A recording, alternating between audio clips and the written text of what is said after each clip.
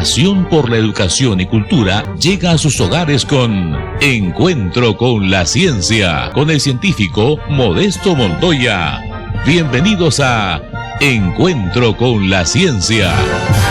Gracias amigos por estar con nosotros en un nuevo Encuentro con la Ciencia. Hoy estamos con mi amigo Mario Rodríguez, MR cuadrado. No es MC cuadrado, pero es MR cuadrado. Ingeniero civil egresado de la UNI, compañero de edificio, ¿cómo diríamos?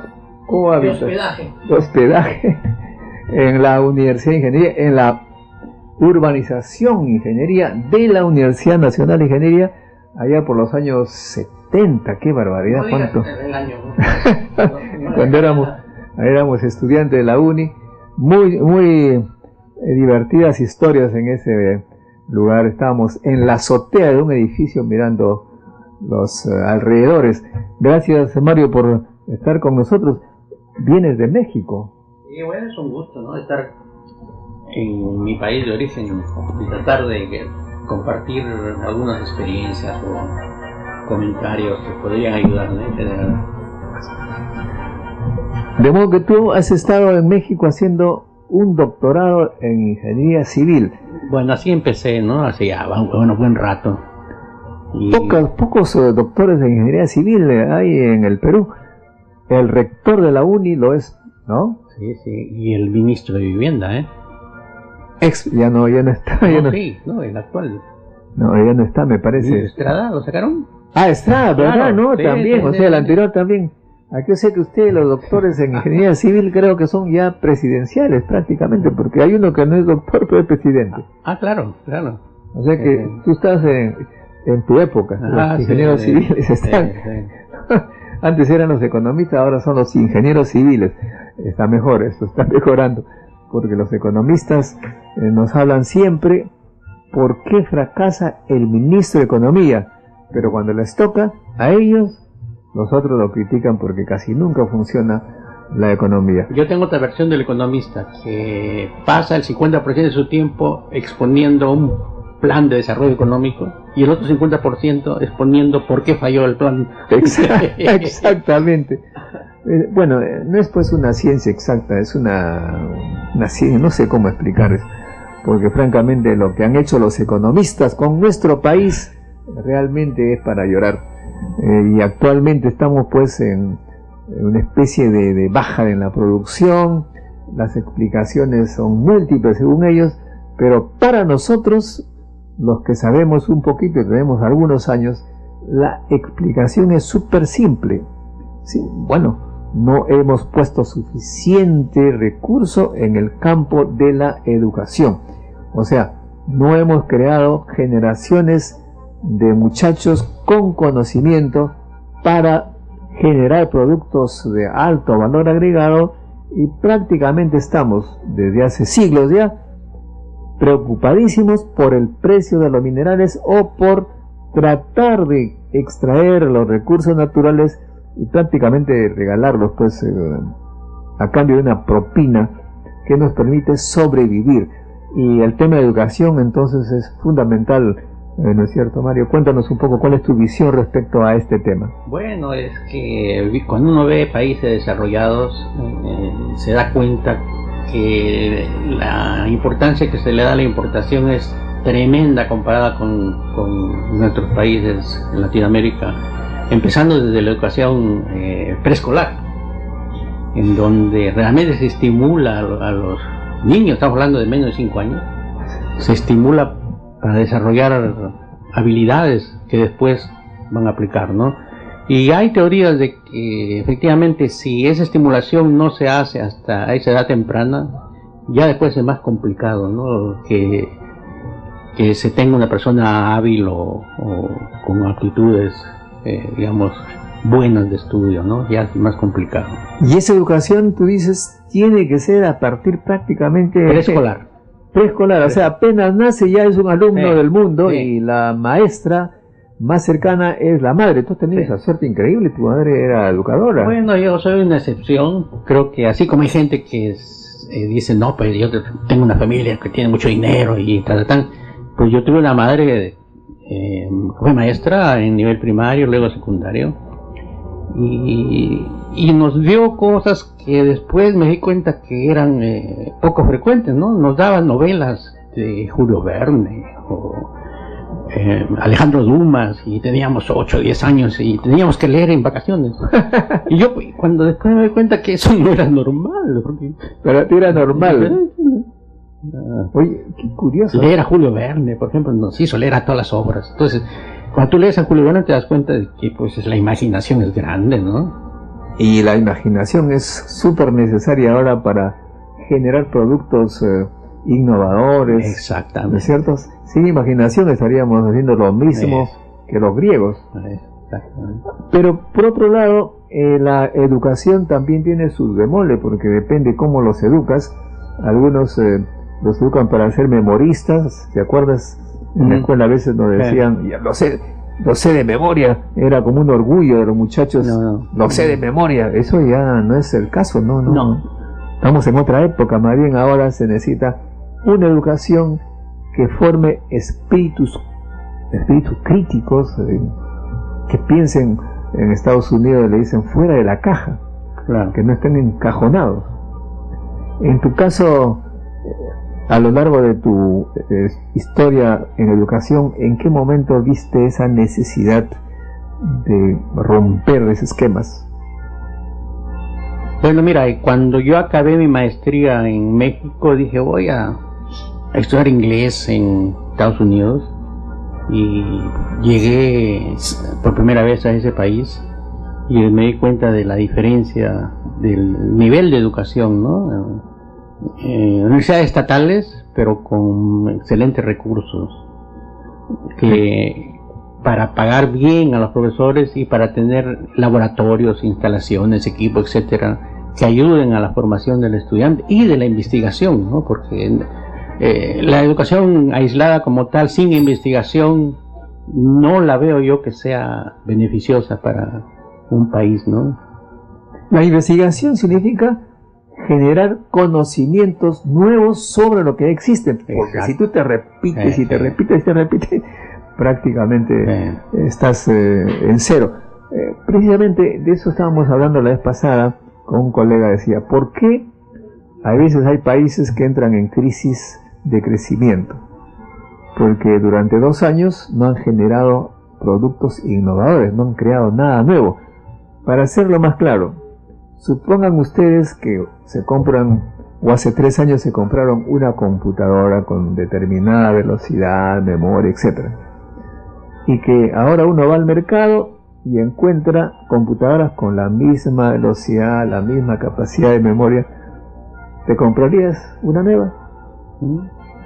Si no, pues no, uno ya no compraría nada, sino algo mejor que la tienes. Tú reemplazas tus cosas por algo mejor, si no, ¿para qué vas a gastar por las puras? De modo que para crear cosas mejores se necesita investigación, ¿no? Investigación e imaginación.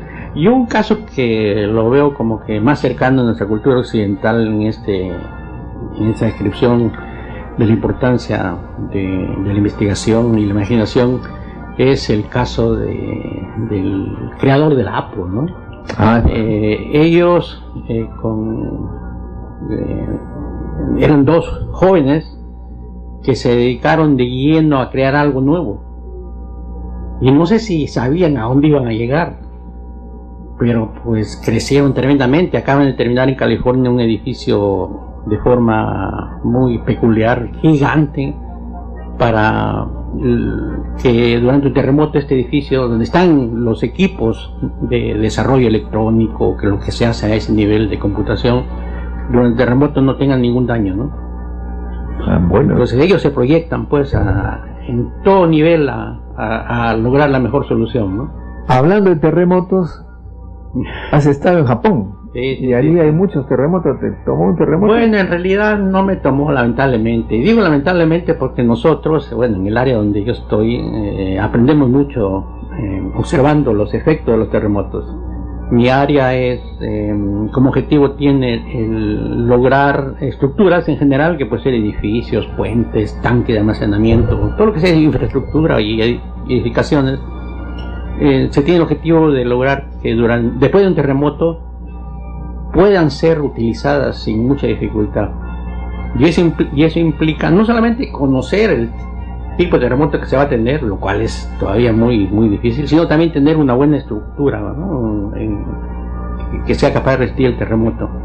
Entonces los japoneses y los chilenos tienen esa ventaja de los terremotos frecuentes, en mi opinión ventaja, porque cada terremoto obligan a pensar. Claro, cada terremoto aprenden qué no hacer. Es prueba y error en realidad. Claro. La norma de construcción en el mundo, no solamente en países X, en varios, incluyendo Estados Unidos, cambian después de un terremoto. O sea, nuevas formas de construir. Bueno, me estás creando temor porque mi casita donde vivo tiene ya 40 años. De repente no van a resistir un terremoto. Depende. En Chile hay estructuras con características, digamos, generosas de cantidad de materiales. Son muros muy generosos. Y que han resistido terremotos ya de varias décadas, y en cambio los últimos que fallaron en 2010 en Concepción eran edificios incluso que estaban en venta, nuevos, en donde los ingenieros habían tratado de minimizar la cantidad de materiales y minimizar la inversión, ¿no? Ah, bueno. Eso no, pues el terremoto se lo cobra después. Tú me haces recordar una famosa película que vi hace muchas décadas, algo así como Infierno en la Torre, ¿Te acuerdas que un ingeniero, por ahorrar unos cuantos centavos por metro de conductor, compró de una calidad ligeramente inferior y por eso se produjo el incendio? O sea que a veces por ahorrar uno pues al final paga caro, ¿no? Bueno, pues no está. Las expresiones populares a veces tienen enseñanza, dice lo barato cuesta caro, ¿no? o sea que todos tenemos, digamos, la mentalidad de ingeniero. Finalmente lo popular es una muestra de inteligencia popular. Ahora bien, vienes tú de Japón. No, solo estuve 2 meses, en enero y febrero. Ok, está bien, pero seguramente lo que nos interesa a veces es comprender a los japoneses, pues se les ve muy trabajadores, que han tenido éxito en los productos que tienen. ¿Y cuáles son las características que más te han sorprendido y que se diferencian de las nuestras, las latinas? Bueno, hay dos peruanas que son tremendamente diferentes, que es el respeto y el orden, ¿no? El respeto quiere decir que llegan a tiempo, no hacen esperar, etcétera. Y el orden es ciertas conductas que logran bienestar en general. Por ejemplo, te doy un ejemplo que a mí me sorprendió. Estaba yo en el ómnibus yendo a la universidad a trabajar y recibo una llamada telefónica en mi teléfono. Entonces contesto y empecé a contestar a mi amigo, ¿no? Y la persona a mi lado me dice, sabía inglés, porque no todos hablan bien el inglés, sabía inglés, y me dice, oiga, está prohibido hablar por teléfono. Voy a colgar y le digo, oiga, pero no hay ningún aviso en el ómnibus que diga no hablar, ¿no? No, me dice, es una regla que se aprende desde niño. O sea, no necesita poner avisos y las reglas están claras. Claro. A propósito, una de las cosas que más me sacan del quicio cuando vengo de la uni, a veces quiero ingresar por la Plaza 2 de Mayo, a la salida, yo estoy siguiendo la línea de todos los autos, pero la mayoría se va adelante, ¡pum!, se mete delante de ti, te cruza. Es decir, por ganar tiempo abusan de los demás, rompen los derechos de los demás, es decir, se zampan de una manera que a mí me saca el quicio. ¿Eso es posible en Japón? No hay un orden ahí. Los trenes o metros tienen horarios al minuto. Entonces, y los tráficos, la gente respeta su línea. Se respeta. Porque en el fondo a mí me parece que eso es el inicio de la corrupción. Corrupción es romper las reglas para beneficio propio y contra los demás. O sea que el origen de la corrupción está no los orígenes, sino la expresión de la corrupción en el Perú se ve en ese comportamiento de los conductores. Sí, tiene razón, porque la corrupción no solamente está asociado al dinero, que es mucho, es poco que se apropian. Puede haber corrupción incluso a nivel profesional, en la parte profesional, cuando no reconoces, digamos, la idea que es otra persona el propietario de la idea, y lo tomas como tuyo, ¿no? Sabiendo que no. Esa es una forma de corrupción, pero ese es un nivel de otro tipo, ¿no? Claro. Bueno, los valores, supongo que en Japón tampoco hay letreros, pero ya desde chicos los forman. La vez pasada quedé sorprendidísimo de un señor que le pregunté, ¿y de qué vive usted? ¿De qué trabaja? Porque él tenía cierto nivel universitario, pero no tenía un trabajo normal, o sea, remunerado, con impuestos. Me es muy fácil, yo lo que hago es resuelvo problemas de los alumnos que están dando examen. ¿Cómo es eso? Bueno, lo que pasa es que los alumnos, cuando están en el examen, toman foto del examen y por WhatsApp me lo envían. Yo veo, lo resuelvo y le doy la respuesta. Me quedé atónito y lo decía con algo totalmente natural, como si que no estuviese cometiendo ningún delito en este caso. Es un nivel de corrupción más grave porque estás generando un profesional sin conocimiento, que puede ser un peligro en el área que desarrolla. Imagínate que sea un médico o un ingeniero que construye. Va a ser una tragedia, ¿no? Porque no tiene el conocimiento. Obtuvo el grado, pero no el conocimiento. Bueno, otra anécdota que tengo también en este campo, a mi edad, que bastante avanzada, bueno, ¿no? Tú me llevas 50 años, ¿eh? Bueno, ¿qué pasa? Estaba yo en una universidad hace mucho tiempo, eso sí, privada, y le puse 0,7 a un alumno. 7. 7 de 20. 7 de 20. Porque usted es diferente, 10, ¿no? 10. Bueno, me dijo, profesor, ¿por qué me pone tan mala nota? Bueno, pues simplemente no has contestado bien, tienes que esforzarte, porque imagínate tú, cuando te gradúes, vas a buscar trabajo, no vas a saber qué hacer. No, me dice, ya tengo mi trabajo asegurado, mi papá es gerente, y él me va a dar trabajo de gerente o algo parecido, de modo que no hay problema, profesor, no se preocupe. Ese tipo de cosas a uno pues lo saca del esquema, pero aparentemente es algo que en nuestro país se da de vez en cuando, y entiendo que en Japón esto es impensable. No, allá la educación es de alto nivel porque es muy selectivo. Desde niños ya están preparándose para la universidad, y las universidades de mejor calidad reciben a los mejores estudiantes. Entonces todo el mundo quiere ir a las de mejor calidad, ¿no? Claro, bueno, sí, pues en esa época, si no era la uni, ya pues tenías que ir a llorar y buscar algún refugio intelectual, ¿te acuerdas? Sí. De todo el Perú, uni. Y ahora más bien las cosas han cambiado porque se ha comercializado, he visto, ya hay demasiadas universidades, ya mucho. Pero justamente la responsabilidad, creo yo, es del Estado, porque el Estado lo que ha hecho es congelar, como diría Fujimori, congelar el número de vacantes, el número de profesores. Claro. Es el mismo que en nuestra época, en la uni tenemos el mismo número de alumnos, el mismo número de profesores, y como la población juvenil se ha triplicado, no pueden entrar a la uni y van pues a la universidad más cercana, eso es natural. O sea que el Estado es el responsable de esta proliferación de universidades. Y ahí llegamos a otra forma de corrupción, ¿no? Porque hoy justamente estaba conversando con un colega tempranito sobre estas universidades que fueron generadas por excongresistas.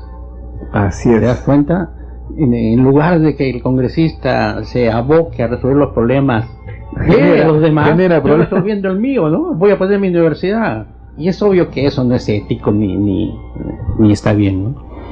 Bueno, también hay congresistas que, siendo de familia de guardia civil, han hecho pues que los guardias civiles ahora tengan los mismos privilegios en remuneración, en jubilación que otros. En fin, no queremos hablar, de repente nos enjuician. Ya. pero porque ahora te enjuician si dices la verdad.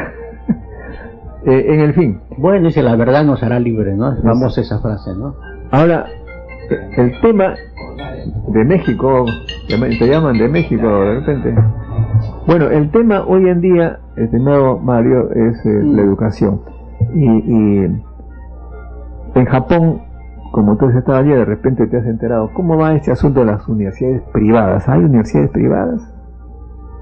En general, las universidades, fíjate que ocurre lo que en otros países, las mejores universidades son las que tienen apoyo estatal. ¿Y en México cómo es? En México es un fenómeno muy peculiar porque, te doy una cifra, el 50-60% de la investigación en diversas áreas, de la investigación total en el país, en diversas áreas, la hace la UNAM. O sea, está centralizada en un solo lugar, y eso no es bueno, ¿no? Porque quiere decir que las demás tienen un nivel inferior, ¿no? Y eso no está bien. Se debe buscar calidad, no solamente de una, sino de más, ¿no? Sí, pues, efectivamente. Para volver al tema inicial, Mario, porque esto sería bueno que nuestros radioescuchas, la gente que nos sigue, tengan un poco más claro. La educación empieza en casa. No esperen ustedes, según lo que escucho de Mario, que sus hijos vayan a la escuela y ahí aprendan cosas. No. Si ustedes no los educan adecuadamente desde que nacen, ya la escuela puede hacer poco. O sea que los responsables de la mala calidad de los profesionales está en la casa. Mario nos cuenta que en la casa le enseñaban muchas cosas. Su mamá era maestra, y eso me hace recordar a Marta Hildebrand, que un día le preguntaron, doctora Marta Hildebrand, ¿qué cosa aprendió usted en la escuela? Ella, muy suelta de hueso, dijo, yo en la escuela me enteré que sabía hablar bien el castellano. O sea que en la casa ya le habían enseñado bien, ¿no? Y esto también en ciencia, en tecnología. Y para ciencia, tecnología, no se necesitan laboratorios para aprender, por lo menos. Basta con ver la naturaleza, con tener la curiosidad. Yo siempre le pregunto a la gente algo que me acuerdo en Alemania, un alto funcionario llegó a un sitio y la escuelita le dijo, pedía un telescopio, queremos un telescopio, y la alta funcionaria le pregunta a los chicos, ¿saben ustedes a qué hora se oculta la luna llena? Y los chicos no sabían bien la respuesta. ¿Para qué quieren un telescopio si ni siquiera se ponen a mirar lo que sucede con la luna, que la ven simplemente cada mes? O sea, hay muchos fenómenos de la naturaleza que podemos estudiarlos sin necesidad de instrumentos. Cuando los chicos tengan esa curiosidad, va a venir la necesidad de los laboratorios, de los instrumentos. Pero si no tienen la curiosidad, ni con instrumentos. Sí, y eso yo creo que también lo puede ver desde la cultura prehispánica, ¿no? En México, en Perú, donde la observación de la luna y el sol estaba asociado a ciclos de aplicación de la agricultura o actividades, ¿no? No era aleatorio, pues una siembra o una ocupación siempre estaban asociadas. Entonces llevaba un calendario que no es como el que está en un iPhone, pero es un calendario como tú dices, mirándola para afuera.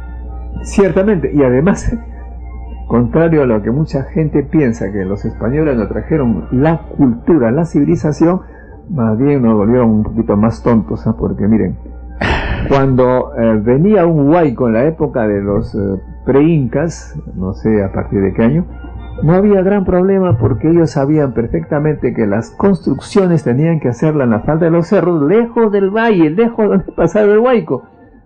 En Trujillo, donde tú eres, está ahí pues Chan, la Huaca de la Luna. Acá en Lima, cuando yo me paseo por la carretera central o por Cieneguilla y camino por los cerros, me gusta hacer eso, siempre encuentro los restos de las residencias, de las casas de los antiguos peruanos, o sea, ahí vivían. Pero ahora, curiosamente, lo que hemos hecho es destruir el valle, ponerlos allí y esperar el huayco. Tú has tocado un tema Modesto, creo que en el Perú es totalmente relevante, que es el reconocer que nuestra cultura original, tuvo un avance tremendo para su época. Cuando llegan los españoles a Cajamarca, donde primeramente llegaron, ellos venían con un cronista, Cieza de León, y él describe que los caminos eran mejores y más grandes que los europeos de esa época. Ah, caramba, eso no había leído, pero no me extraña, porque también he leído por otro lado que cuando llegaron los españoles se dieron cuenta que los habitantes de nuestro país, de este territorio, cuando se enfermaban iban a la farmacia natural, claro. O sea, a buscar la planta correspondiente. Cuando se enfermaba un español, los españoles iban a llamar al cura. Imagínate eso. Sí. Porque además en esa época en Europa estaba prohibido tocar a un cuerpo, si alguien sacaba sangre lo quemaban, qué sé yo. Estaban en la edad de la oscuridad, mientras que acá ya se hacía trepanaciones, o sea, se estudiaba la naturaleza, el cuerpo humano, etcétera.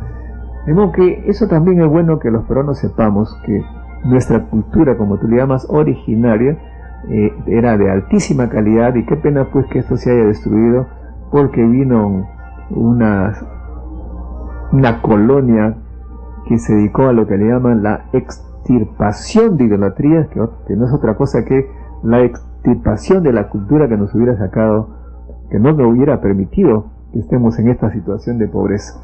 Bueno, finalmente, Mario, tú vienes rápidamente a hacer algunas actividades en Perú. Claro, mira, estoy invitado por Cencico a dar un seminario. Yo le puse el nombre curso, pero me dijeron que en Perú curso tiene otro significado. Seminario de 2 días sobre aspectos muy específicos de cómo mejorar cierta parte del diseño sísmico de estructuras. La estructura está compuesta, si tú lo quieres definir, por elementos verticales, que puede ser columnas, muros, y luego tienes el elemento horizontal, que es el piso o la losa, y este último elemento, este piso, también debe resistir el terremoto. Entonces este es un tema relativamente nuevo que creo que ya se aprobó en Estados Unidos un procedimiento para tomar en cuenta esta situación de diseño, y pues yo con cierta inquietud lo propuse para la norma en Perú, y están ahorita en discusión, y lo que voy a hacer es presentar las bases de ese criterio, por qué es importante, qué es lo que hay que hacer, cómo hay que hacerlo, ¿no? Entonces, para mí es mucho gusto el poder compartir con colegas de mi país de origen pues parte del estado del arte, ¿no?